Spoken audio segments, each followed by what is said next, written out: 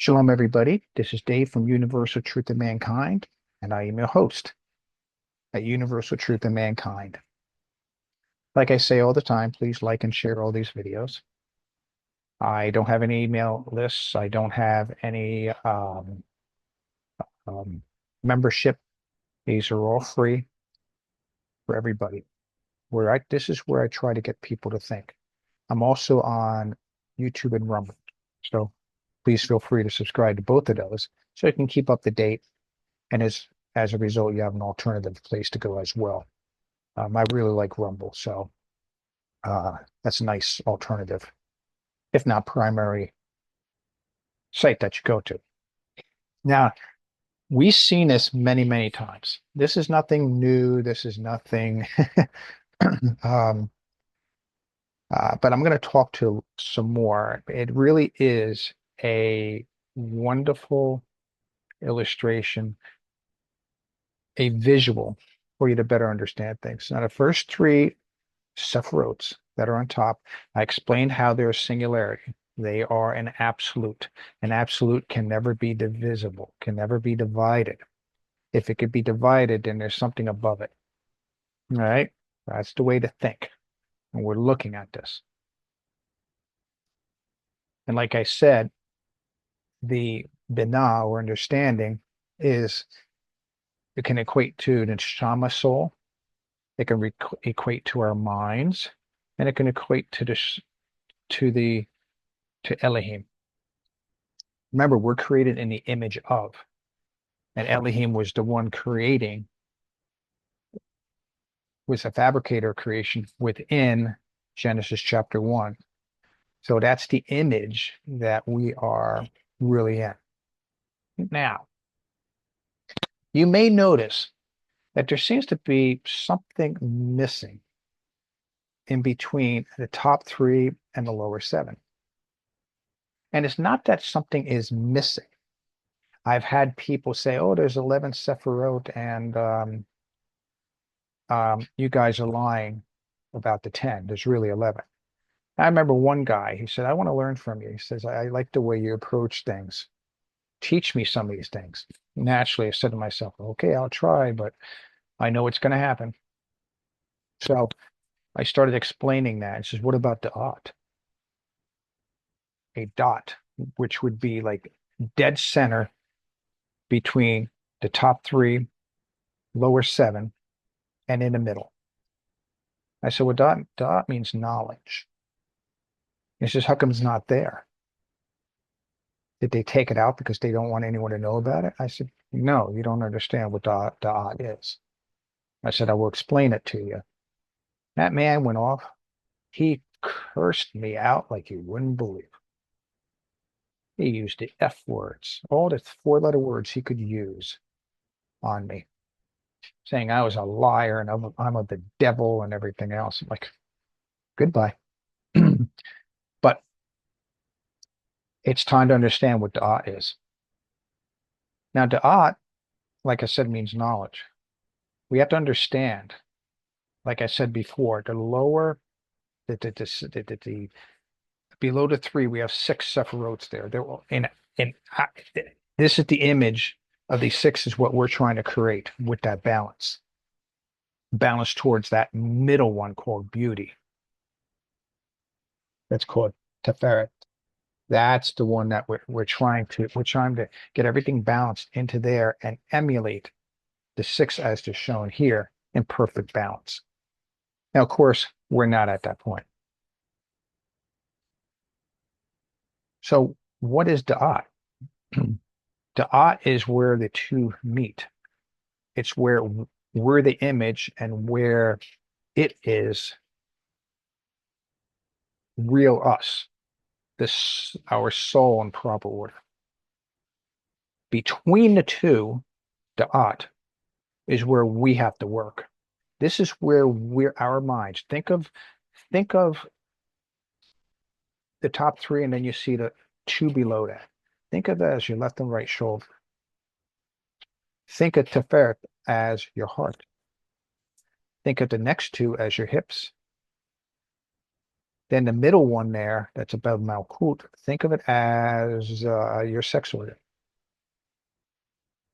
In other words, creating life.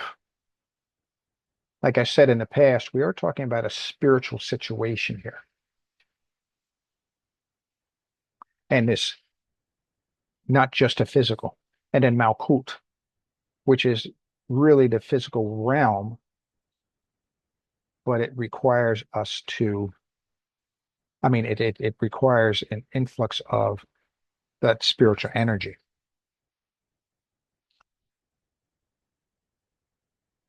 So in that area is called Daat, knowledge.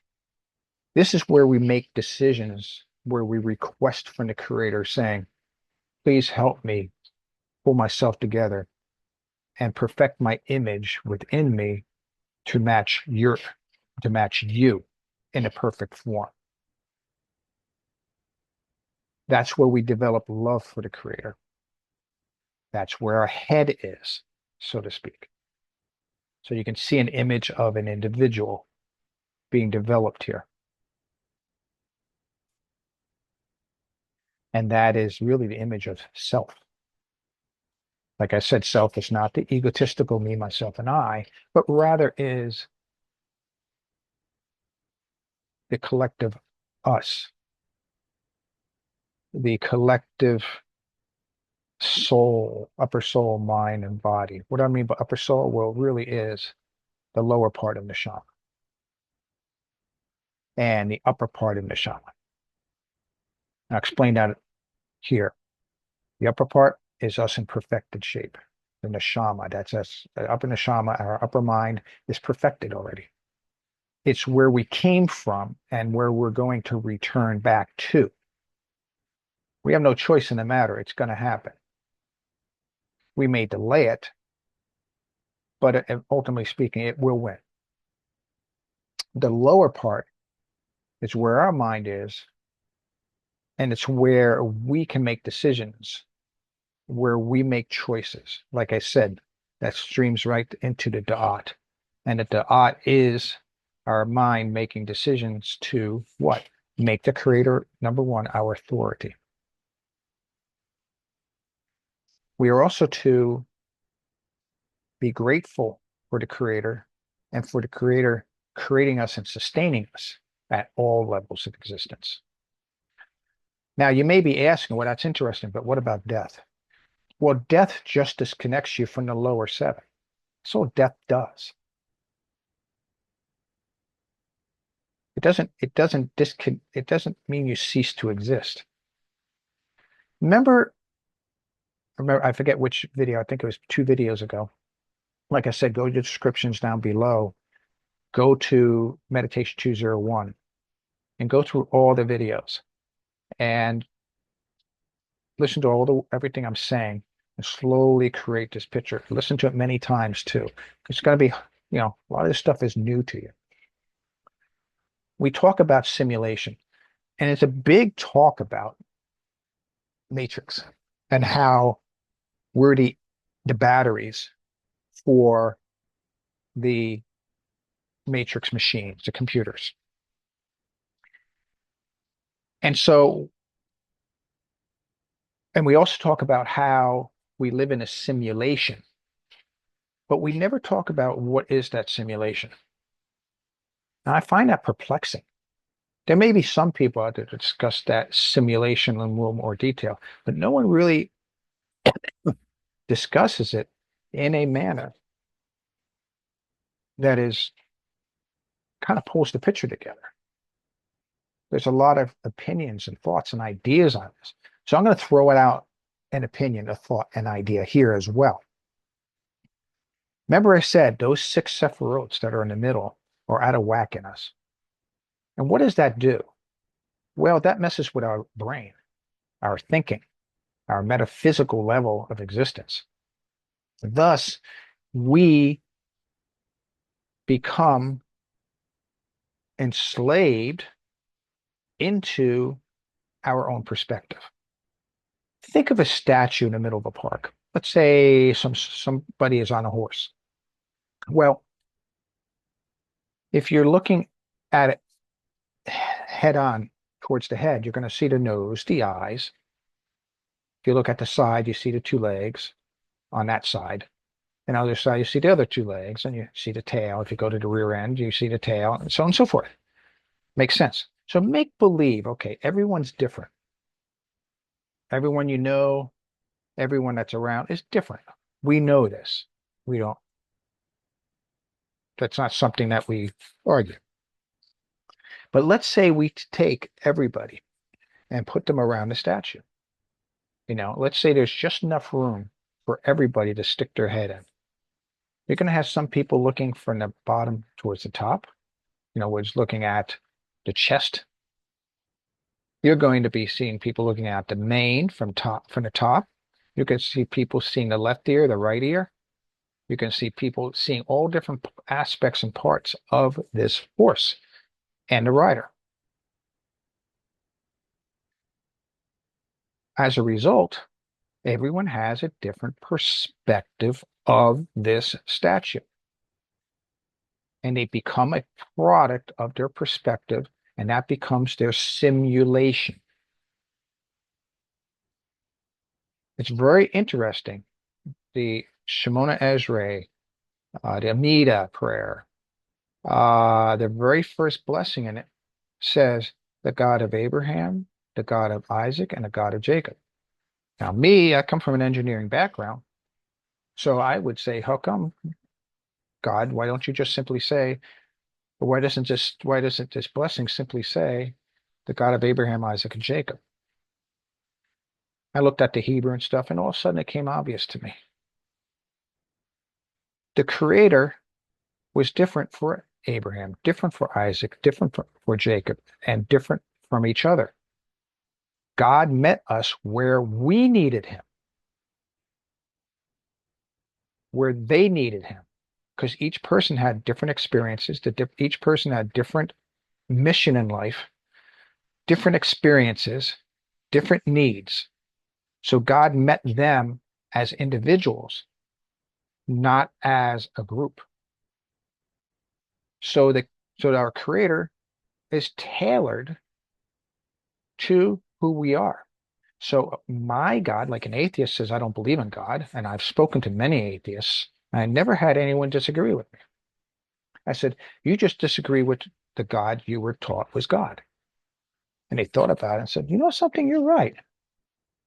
You're right about that. I said, so let me ask you this. The definition you've been given by one person is good for them, but may not be good for you. And your definition of what God is may be good for you, but not good for another. So we all have a different perspective, a different aspect of the Creator helping us. And what makes us unique? Those six sephirots being all convoluted, messed up, and moved around.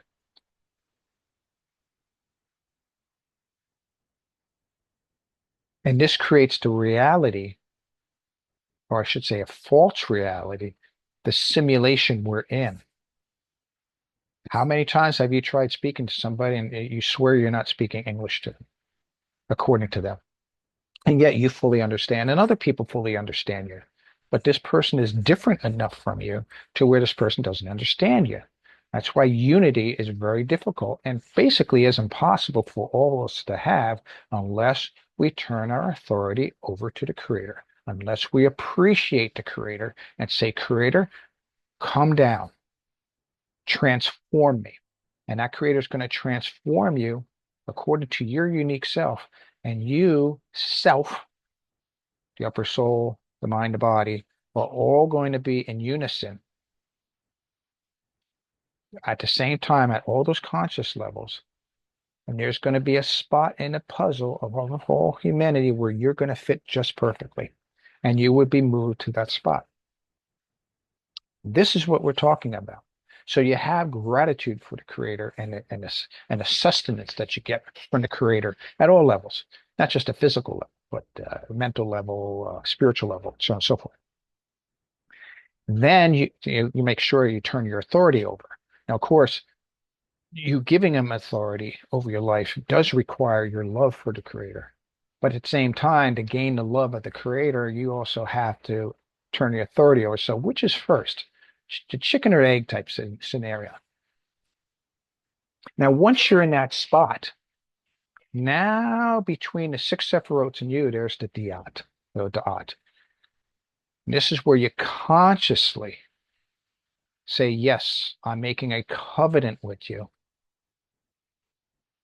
because you are my authority and I'm grateful and I receive my sustenance from you, not from the farmers, not from the government, not from my religion. Now, this points out another very important aspect. You can go into a religion and I'll say, pardon me, they'll say, you have to practice this, you have to practice that, you have to do this, you have to put on tefillin, you have to put on the prayer shawl, you have to put on a kippah, you have to put a mezuzah on your door, and so on and so forth. You have to observe the Sabbath. And if we all do it at the same time for 3 Sabbaths in a row, the Messiah will come. Well, we have to understand we don't influence the Creator at our level. In many ways, the Creator has given us complete freedom at this physical level and says, you want to do those things? Go ahead. But if you're not engaged with me, with a dot, everything below that is meaningless. We don't influence God from the bottom up, except in terms of our desire for the Creator, for its authority and love for the Creator. That's all we can, and asking for help, that's all we can do. And then it's a flow from the top down. So in other words, your actions, like some would say, hey, pray the rosary, for instance. Some will say, you have to observe Easter.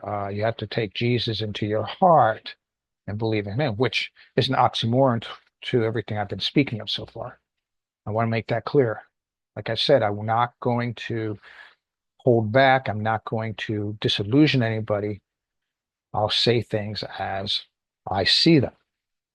That way, you know I'm honest. You know where I stand. You don't have to agree with me, and that's okay. That's your right. But these are not, we're not meant to have an intermediary between, we're not to have any other gods between us and Elohim. Remember, little g's are between us and the big G, is the way I put it. All right. So I think we got a good glimpse here of Da'at understanding the role of the top three down into the lower six, and how important it is for us to transform our mind and let our actions become automatic.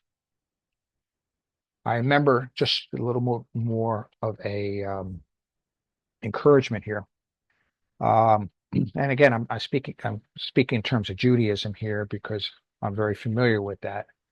And I think a lot of people are trying to emulate Judaism, even though they may mix Christianity with it or some other religion. That's okay. I don't mind. Do as you see fit for yourself. So again, everything feeds from the top down. Now, granted, when you start, when that happens, you create a pump. You create a torus. You ever see around a magnet? You see the torus going around it, and it goes. In this case, it would go from the bottom to the top. So what's happening? It's coming down from the top, in the middle, down to the last Sephiroth, Malkut there, and we perform the proper actions.